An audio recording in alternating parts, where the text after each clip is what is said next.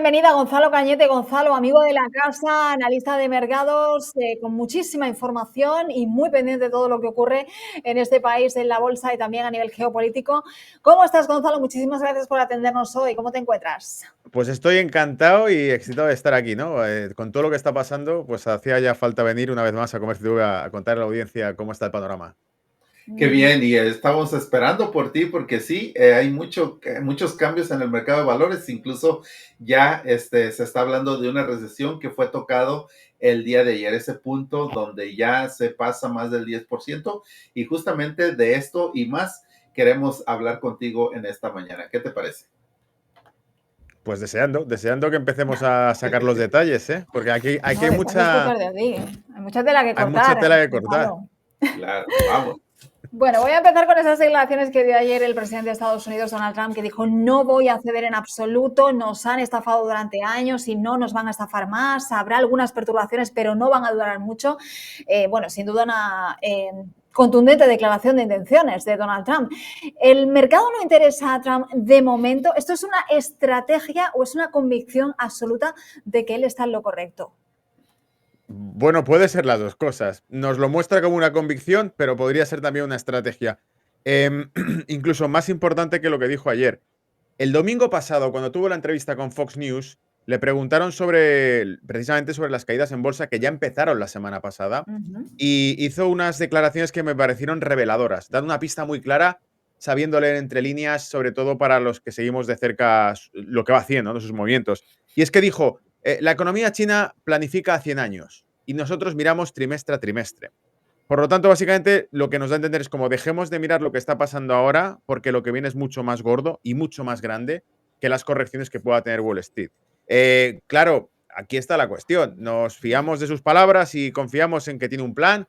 O empezamos a tomarnos en serio, porque lo habéis dicho vosotros ahora, las correcciones que están teniendo los futuros, por ejemplo, especialmente el SP 500, Nasdaq, a la cabeza también, nos están dejando, ya empiezan a dar miedo, porque empezaron la semana pasada, pero estamos viendo que están perdiendo los soportes tendenciales que traíamos desde inicios de arranques de año, finales del año pasado, y ahora es cuando empieza a preocupar un poco. Pero yo tengo cierto optimismo, sobre todo porque nos están mencionando la bolsa china como alternativa. Fíjate que habrían portada muchos blogs estadounidenses, ¿no? Precisamente con esto y medios financieros, ¿no? Diciendo que se busca, creo que era Reuters los que mencionaban esta mañana, que el inversor paradójicamente podía ver la bolsa china ahora como una alternativa a la bolsa estadounidense. Todo esto son tonterías, básicamente porque efectivamente ha subido la bolsa china. He medido en el reporte que he hecho esta mañana, he medido toda la subida que llevamos en la bolsa china, es casi un 25% desde el arranque del año, muy buena, y un 4 y pico por ciento esta semana. ¿Qué ocurre? Bueno, el último día. ¿Qué ocurre? Hablando del Hansen, por cierto, la bolsa de Hong Kong que ha superado a la de Shanghái en capitalización de mercado. Están recuperando, no están subiendo. Eso que le quede claro a la audiencia que nos escucha. ¿Las bolsas chinas suben? Sí, claro que suben, pero están recuperando porque todavía están por debajo de los niveles de 2021. Es decir, que si un inversor metió dinero en la bolsa china en el año 2020, ahora mismo lo que está es viendo a ver si consigue recuperar las pérdidas que experimentó en 2021. Entonces, es positivo, por supuesto, pero no significa que ni la bolsa china, ni mucho menos la europea, que está enganchada, y ahora imagino que querréis empezar a desgranar cada punto de estos, pero la bolsa europea sigue arriba, se mantiene por una promesa de un retorno a un gasto increíble, o sea, una expansión fiscal increíble que quiere hacer Europa, 800.000 millones de gasto.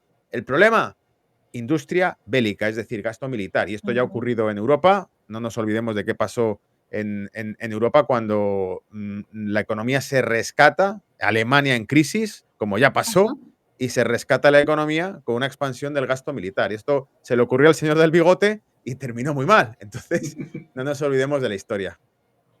Claro, claro, a Gonzalo. Y de hecho, mira, hablando propiamente de la economía aquí en los Estados Unidos, para Trump, este proceso que está sucediendo en este momento simplemente es un proceso de transición. Para Scott Bessent dice que es una desintoxicación. Ahora, algunas personas cuando están ahí haciendo línea en el supermercado, ya ellos están hablando de una recesión. Scott Bessent dice que no, ¿verdad?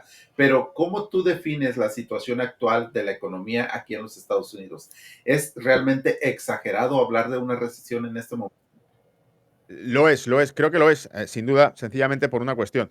Si tocamos como referencia, yo estoy en Reino Unido, no tengo la percepción que puede tener el ciudadano medio en Estados Unidos. Sí es cierto que creo que en los últimos años, no ahora, no es Trump, esto no es culpa de Trump.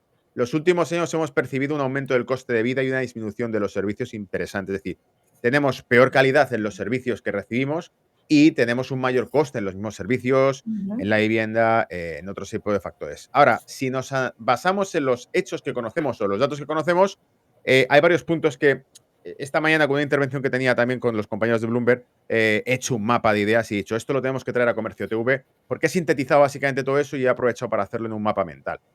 Varios puntos. Lo primero, la economía estadounidense es la que crece más rápido del G7. Eso es un hecho. Crece más rápido que Francia, crece más rápido que Inglaterra, crece más rápido que Alemania. Por lo tanto, estamos hablando de recesión en Estados Unidos, que es la única probablemente que no está en recesión. La que está en recesión es Alemania. 2 años consecutivos en contracción. Pero hemos visto al presidente del Banco Central de Francia y al de Alemania criticar la política económica de Estados Unidos y diciendo que era, creo que las palabras textuales que ha utilizado el presidente del Banco Central de Alemania, el Bundesbank, ha sido que era de película de terror. Pero dices, bueno, de película de terror es la situación de la economía alemana, más bien.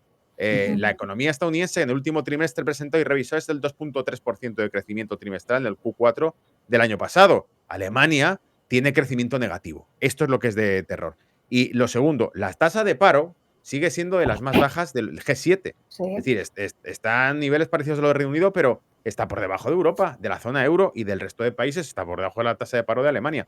Por lo tanto, desde el punto de vista del crecimiento económico y del empleo, Estados Unidos está bastante mejor que el resto de competidores en el G7. Claro, pero bueno, ahí también yo querría preguntarte o te añado si al final esto es una cuestión de comparación, ¿no? Porque que también tenemos que comparar cómo es la situación aquí, porque compararse con Europa no sé si es un error, dado de cómo está Europa en este momento también, ¿no? Es deprimente, claro, pero lo curioso es que tengamos una crítica generalizada a la economía estadounidense o al plan. Primero porque no sabemos cuál es el resultado del plan, no podemos estar juzgando exactamente si básicamente lo que escuchamos de forma generalizada es que la política arancelaria de Donald Trump va a sumir a Estados Unidos en una crisis por extensión, por mucho que digan a Estados Unidos, si esa crisis llega, es una crisis global, no es una crisis de Estados Unidos. Pero Porque la escúchame, desaceleración... Gonzalo. Sí, es que precisamente te quería decir eso, ¿no? Ya que lo mencionas, porque estábamos viendo, y llevamos toda la semana y la última semana igual, aranceles hoy sí, mañana no, pasado te voy a grabar con el doble, ahora te meto 200. Se le puede ir de las manos esta estrategia de negociación a Donald Trump y precisamente voy a lo que estabas hablando, llevarnos a una guerra comercial sin precedentes, no a Estados Unidos, sino a nivel global. Sí, claro, claro. De hecho, mira, para entender exactamente las consecuencias que puede tener esto que realmente parece un juego, es decir, parece que estuviésemos casi con un juego entre niños o entre adolescentes jugando a las tarifas y además con efectos inmediatos, porque el tipo dice, lo voy a poner en 48 horas, entra en vigor. Pero aquí la cuestión clave pasa como con los datos macro de Estados Unidos frente al resto de competidores. Aquí lo mismo, las balanzas comerciales de Estados Unidos frente al resto de top 5, top 10 de las principales economías del mundo. Pues por razones del destino, resulta que Estados Unidos tiene un déficit comercial con casi todos, excepto con Reino Unido, con casi todos.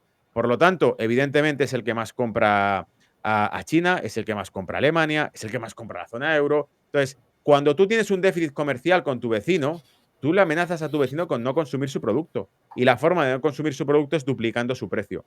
Es decir, dice, bueno, vosotros queréis que sigamos consumiendo vuestro producto, vuestro servicio. Sí, vale, pues para que yo deje acceso a tu producto y tu servicio en el mercado estadounidense, tú tienes que comprarme algo a cambio. O me compras algo a cambio o vienes e inviertes aquí. Pero básicamente, mientras yo tenga la capacidad de consumo principal del planeta, no nos olvidemos un dato relevante del año 2022. El consumo agregado de Estados Unidos sumaba 16 billones de dólares. Todo el consumo agregado de los BRICS sumaba 11 billones de dólares. Es decir, Estados Unidos solo tenía mayor fuerza de consumo que todos los BRICS juntos. Por lo tanto, es el cliente número 1 del planeta, del mundo ahora mismo. Es el que más consumo tiene. Y como tiene esa palanca, por decirlo así, Donald Trump, la utiliza a su antojo. Lo que está diciendo Donald Trump es básicamente, vale, vais a hacer que esta sea la época dorada de Estados Unidos. Vais a invertir aquí todo. Pero empezando por TSMC, la mayor productora de semiconductores taiwanesa, Sí. el tipo sale, dice que tienen que recuperar la industria y la tecnología de semiconductores estadounidense que se llevó Taiwán. Y claro, te pones a investigar la historia y resulta que uno de los principales CEOs de TSMC venía de Texas Industries y era medio taiwanés, medio estadounidense. Entonces, cuando dice esto, tiene algo de fundamento. Parece que está loco, que dice cosas a la prensa, pero uno se pone a estudiar por qué está diciendo lo que dice y se encuentra que tiene base histórica lo que está diciendo. Y semanas después, el CEO de TSMC está en Estados Unidos reunido con él y anuncia que meten 100 billones de dólares en la economía estadounidense y que van a empezar a producir con Intel allí. Luego, digamos que la apuesta que está haciendo parece que puede ser posible que entre inversión en Estados Unidos y que aumente la capacidad productiva de Estados Unidos. No va a ocurrir en 48 horas, pero resulta que a lo mejor en 6 meses o un año todos se están equivocando y este tipo realmente le mete un turbo a la economía estadounidense. Wow, qué cosas, cómo es interesante realmente profundizar en las noticias y por ello, bueno, eso es lo que hacemos aquí día a día en Buenos Días Wall Street y propiamente trayendo invitados como eres tú, Gonzalo. Ahora, vamos a continuar. Las amenazas arancelarias en los Estados Unidos han borrado 5.700 millones de dólares en capitalización de productos europeos, propiamente en bebidas alcohólicas. El mercado francés es castigado con una fuerza realmente brutal, podemos decirlo así. Ahora, ¿Europa podría permitirse una escalada comercial o no? No puede, porque cuando miramos, se la puede permitir en determinadas partidas, probablemente. Por ejemplo, lo que tú acabas de mencionar.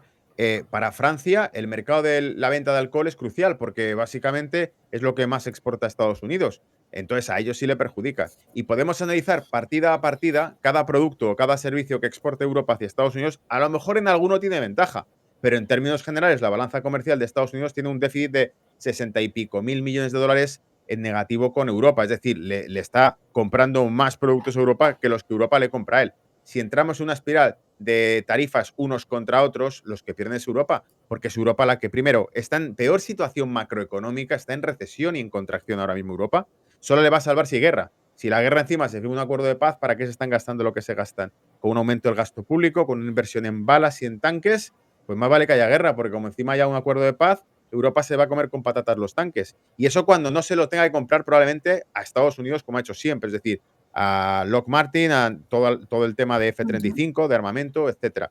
Pero volviendo al mismo tema, Europa está débil económicamente porque está en contracción, con cierre de industria, y tenemos por otro lado a Estados Unidos, que no está tan débil como Europa, crece mucho más rápido que Europa y que encima tiene mayor consumo de producto europeo que Europa de producto estadounidense. Luego, si empiezan a recortar de aquí y de allá y a subir tarifas, se quedan solo los estadounidenses porque son los que más compran a todos. Bueno, Gonzalo, creo que estos aranceles del 200%, ¿no?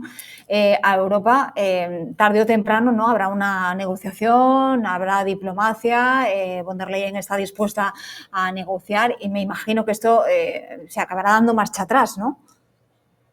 Sí, lo que pasa es que les va a costar mucho reconocerlo. Es decir, no es lo que muchos de los cargos políticos que están ahí han criticado abiertamente a Donald Trump durante la campaña electoral de Estados Unidos. Muchos. Y empezando además por su vecino, hermano, primo lejano, Reino Unido, que lo tiene ahí.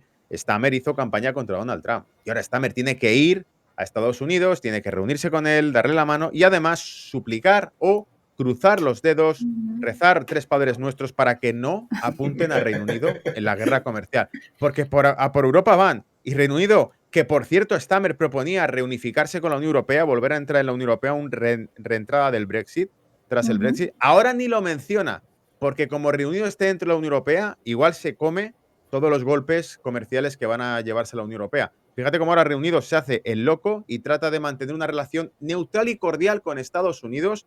Nosotros no somos la Unión Europea, por favor, tranquilos y vamos a hablar y vamos a hacer cosas, porque no quieren llevarse los aranceles y además porque tiene super plus con Reino Unido, precisamente. Pues no sé si ha sido el presidente del banco, no, ha sido el presidente del consorcio de acero y de metales de la industria británica, dijo hace poco, un gran cargo de la industria de metales británica, dijo esta misma semana que no se han dado cuenta todavía Estados Unidos, pero es una industria estratégica para Estados Unidos, los acuerdos comerciales con Reino Unido, porque favorecen metales y producción de acero de alta tecnología para Estados Unidos y para la industria estadounidense. Y por eso es estratégica la relación comercial con Reino Unido.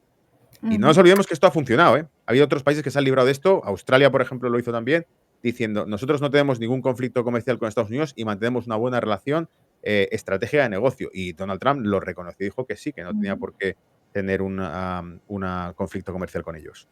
Y otra pregunta que tengo, hablando de aranceles, al final los aranceles son una herramienta comercial, ¿no? Y estamos viendo a Donald Trump implementando los aranceles a áreas que están relacionadas no precisamente con el comercio, ¿no? Pues como son la inmigración, el fentanilo, la protección del dominio del dólar estadounidense. ¿Esto para ti tiene sentido? ¿Volvemos a sacar los aranceles como una arma o como una estrategia, ¿no? de negociación? ¿O crees que hay algo más? Sí, yo lo he dicho siempre, desde que empezó esto lo he dicho, incluso lo empecé a decir desde 2019, cuando tuvo la otra legislatura y empezó la guerra comercial. Los aranceles los utiliza como herramienta política, le da igual el producto que se esté vendiendo, no le importa si pone un 200, por eso son arbitrarios y por eso son anuncio un 25%, que es lo que ha ocurrido con el caso de Europa, anuncia un 25% de aranceles sobre el acero y sobre el aluminio a nivel global, a todos los países. Europa se da por aludida, responde con soberbia, ¿no? De esto, nosotros somos Europa, somos un bloque muy poderoso y por eso vamos a hacer contramedidas arancelarias. Y Donald Trump dice, bueno, pues prepárate porque entonces ahora es personal. No lo era hasta ahora, pero en el momento en que pongas aranceles contra el producto estadounidense, entonces ya me focalizo en ti y subo un 200%. No 50, no 30, no 27, 200. Es simbólico. Es una cuestión política. Es decir, lo que quiere hacer es lograr concesiones políticas. Quiere que México trabaje coordinado con la agenda de Make America Great Again. Quiere que Canadá también lo haga. Todos le odian. Toda la clase política y toda la élite política le odia. Ahora bien, ahora están viendo que el tipo va en serio. La élite política europea le odia. Si le mete un arancel del 200% a Europa, vamos a tener a la élite política estadounidense sonriendo y dando palmaditas, siendo la mejor amiga de Donald Trump. Qué buen punto, Gonzalo. Ahora, volviendo aquí, bueno, siguiendo con esto de los mercados en los Estados Unidos, ¿hacia dónde tú ves que estamos yendo en este momento? Porque la volatilidad parece que ha llegado para quedarse, a no ser que tengas alguna opinión diferente. ¿Crees que el mal momento de las compañías tecnológicas, como son las 7 magníficas, también es su peor momento en estos días? ¿O qué es lo que tú tienes en tu opinión? No es un momento positivo, lo admito, no es un momento bonito tampoco. Hay una cuestión clave, fundamental además para el mercado estadounidense, hablamos, el mercado europeo es un desastre. El mercado estadounidense, que era el único que funcionaba, está presentando síntomas malos, extraños. Por ejemplo, tenemos caídas de la demanda de bono con un aumento del rendimiento del bono estadounidense. Hemos visto, iba muy bien el bono estadounidense y ha empezado a repuntar de nuevo. Todavía no estamos en las peores zonas que teníamos hace un par de años, ¿vale? Venimos de un bono a 2 años que cotizaba al 5%, estamos en el 3 y pico, subiendo hacia el 4 otra vez. Eso es mala señal porque indica caída de la demanda o del interés en el bono estadounidense. Ray Dalio lo anunciaba también esta semana, comentaba que podría haber una crisis de deuda en el bono estadounidense, lo cual sería histórico y sin precedentes. Pero un bono estadounidense con baja demanda, la renta fija se debilita. Un mercado de equities, renta variable, las acciones también cayendo. Caen los bonos, cae la renta fija, cae la renta variable y además cae el dólar. Por lo tanto, esta triplete, esta trinidad de los 3 activos principales sobre los que pivota el riesgo cayendo, son sucesos que ocurren en muy, muy excepcionales ocasiones. Generalmente vemos que si cae la renta variable se fortalece el bono estadounidense como refugio, que además cuando el dólar está fuerte es cuando vemos que cuesta más subir a Wall Street, pero que esté cayendo los 3 factores a la vez es más extraño, por eso es un síntoma negativo y malo. Yo lo que creo también es que tiene catalizadores, aunque no lo creamos. Por ejemplo, esto está ocurriendo solamente porque la bolsa europea resiste y porque el euro se ha fortalecido. Si quitamos esos factores, probablemente sigue siendo el único mercado que puede tener fundamentales y datos macroeconómicos para respaldarlo, el de Estados Unidos. Por lo tanto, por ejemplo, el tema del conflicto de Ucrania y el anuncio de la transmutación de toda la economía europea a una economía de guerra, que es lo que están haciendo, anunciando abiertamente. Sé que lo que digo para la gente que esté un poco despistada porque sigue medios generalistas le puede parecer una locura, es la realidad. Se debate en el Bundestag en Alemania, hemos visto hace un par de horas quizá al Partido Verde alemán, que era uno de los escollos que había, votando a favor de romper las reglas fiscales que tradicionalmente Alemania ha mantenido desde la Segunda Guerra Mundial para incrementar la deuda e incrementar el déficit. Europa se está convirtiendo en una economía de guerra y además ha anunciado un gasto explosivo, 800.000 millones en un proyecto. Habrá que ver si eso se convierte en realidad, pero de momento con esa promesa atrae como la miel a las moscas a todo tipo de inversión que diga, bueno, pues si va a haber tanto gasto en Europa, no pueden caer. Vamos a entrar en valores y en euro, porque va a haber muchísimo gasto y va a tener un turbo la economía europea. Pero la economía europea está en recesión. Y para que eso pase, se tienen que poner de acuerdo muchas cabezas en Europa. Y Europa ahora mismo es un gallinero. Han perdido las elecciones en todas partes. Eso te iba a decir, que para ponerse de acuerdo en Europa, bueno, en fin. Te quería hablar de un tema que también preocupa y mucho, quizá no se ha hablado tanto, pero sí se está hablando bastante también del tema de la deuda, del gasto público. Scott Bessent ha reiterado su opinión de que los niveles actuales de gasto público son insostenibles, el déficit de Estados Unidos presupuestario sigue engrosándose. Ray Dalio aseguraba que el problema es muy grave y que las consecuencias pueden ser brutales. Hablaba de un infarto económico si no se toman medidas inmediatas. No sé, nos estamos enfocando demasiado en aranceles, en inflación, cuando el gran problema de este país a abordar es la deuda. Sí, 100%, pero vamos, lo ha sido ahora y lo lleva siendo casi toda la historia de las últimas décadas de Estados Unidos. Es una huida hacia adelante, es un sistema de reciclaje de dólares, lo que muchos han catalogado como una estafa, empezando por Charles de Gaulle en los años 60. Tengo puesto un vídeo de los años 60 en X, colocado, clavado justo al inicio de todo, donde muestro un vídeo de la televisión nacional francesa, donde explica precisamente que el sistema que tiene Estados Unidos de financiación es básicamente pagar sus deudas con un dinero que ellos mismos emiten. Si cualquier otro país del mundo hiciese eso, Europa lo ha intentado, pero no tiene una moneda de reserva alternativa al dólar, es el 16, entre el 16 y el 20% de la reserva mundial está en euros. El resto está en dólares, más del 60%. Por lo tanto, Estados Unidos puede constantemente emitir dólares para poder pagar sus deudas. Y por eso, con esa idea, se escapa siempre hacia adelante. Es decir, se piensa, no, vamos a seguir emitiendo deuda porque, total, podemos pagarla mientras sigamos imprimiendo billetes. Hace años, no sé si era 2002, 2003, Alan Greenspan, el Merlín de Wall Street, el expresidente de la Reserva Federal, en una entrevista de CNBC, le preguntaron cuál era el riesgo de default de la deuda, de impagos de la deuda estadounidense. Y el tipo dijo, el riesgo es cero. Es cero. Y el tipo dijo, hombre, supongo que si algún día no tuviésemos dinero para pagar nuestras deudas, siempre podríamos imprimir más. Pero claro, eso solamente es viable mientras el sistema de reciclaje de dólares funcione. Es decir, mientras Estados Unidos pueda seguir emitiendo dinero que luego reabsorbe el tesoro estadounidense y se refinancia a sí mismo. Si en algún momento ese sistema deja de funcionar porque la demanda global de dólares empieza a disminuir o a debilitarse, cosa que China tiene en el radar desde el primer día, es decir, China sabe que tiene que librarse del dólar, y cuando digo China hablo de todos los demás socios de China, incluido Rusia. Rusia lo ha dicho abiertamente, Putin lo ha dicho abiertamente desde hace ya 2020, 2021, incluso antes. El dólar es un factor de riesgo para muchas economías emergentes. Por lo tanto, si consiguen buscar una alternativa al dólar y el dólar empieza a demandarse menos, puede ser un ataque contra la deuda estadounidense. Y hay un evento más que además hice un vídeo especial comentando eso. Hace unos meses hubo una subasta de deuda china dolarizada a través de un tercer país que era Arabia Saudita y colocaron la deuda, y era una emisión corta, pequeña, de 2 billones, creo que era de dólares, no, 200.000 millones de dólares o algo así. Colocaron la deuda con una tasa de interés muy parecida a la tasa de interés referencial del tesoro estadounidense. Eso es un privilegio que muchos países, incluso en Europa, no han conseguido hacer. Si China es capaz de emitir deuda suya en bonos suyos en dólares y a una tasa de interés parecida a la del bono estadounidense, está compitiendo, de hecho, con el tesoro estadounidense. Y puede hacer que entonces toda la liquidez que Estados Unidos imprime y asume que se la va a quedar a él, se la empieza a quitar otro y aumentar la prima de deuda del bono estadounidense, que ahora tiene un competidor que absorbe dólares en el mercado mundial. Si eso ocurriese, llevan a un jaque mate al sistema de reciclaje del dólar, y es uno de los escenarios que probablemente tenga en mente Ray Dalio cuando habla de esto. Del infarto económico. Eso es. Oye, en ese sentido, y hablando del tema de la deuda, estábamos leyendo y comentando hoy aquí que, bueno, que los recortes de Elon Musk habrían fracasado, ¿no? Porque el gasto de Estados Unidos alcanzó en febrero una nueva cifra récord de 603.000 millones de dólares. Y todas las políticas que está llevando a cabo, con recortes en el Departamento de Educación y en otros departamentos, están también generando bastante polémica. Hablo primero de 2 billones, luego recorto a 1. Lo de Elon Musk es una cruzada contra algo prácticamente imposible. ¿Crees que va a lograr ese objetivo o por lo menos se va a acercar? ¿O es una misión imposible, podríamos decir? Bueno, yo tomaría como referencia, para que sepamos de qué estamos hablando, referencias históricas. Cada vez que se ha hecho una reforma, una transición a un modelo económico, y lo hemos visto con la escuela de los Chicago Boys, ocurrió en Chile en los años 70, ocurrió también en Rusia con la transición.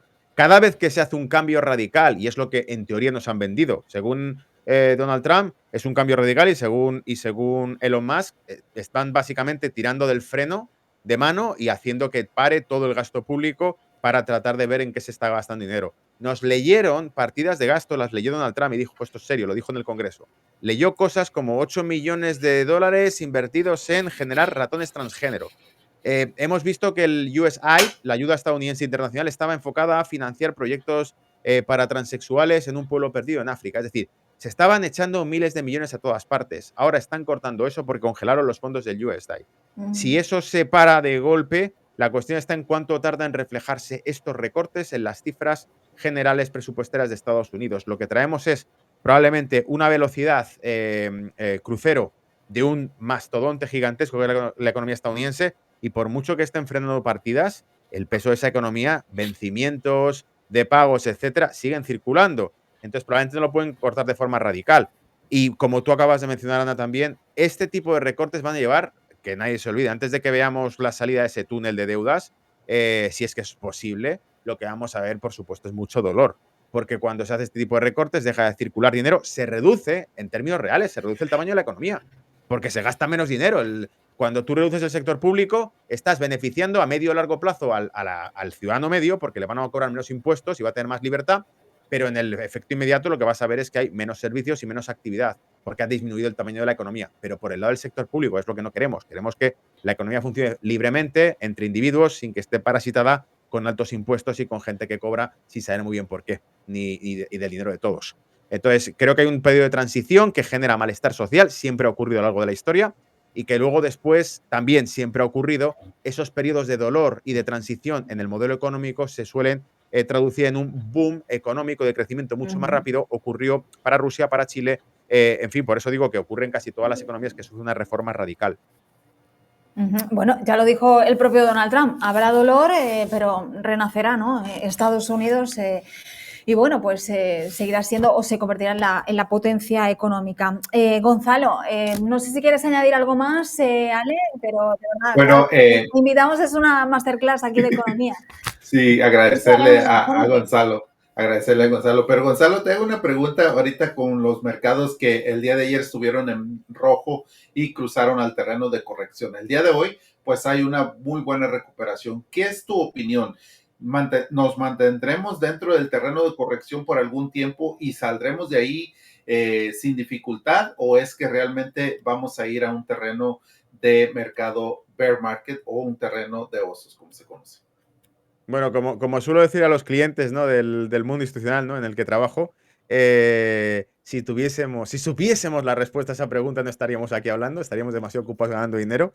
Pero evidentemente, lo que sí creo que sirva como pista a la audiencia, el índice más grande del mundo, en cuanto hablamos de bolsa, evidentemente, hablamos de renta variable y qué es lo que puede ocurrir. Bueno, pues el índice más grande del mundo, el gigantesco, es el Standard & Poor's, el referencial, la cesta con las mayores o los mayores selectivos.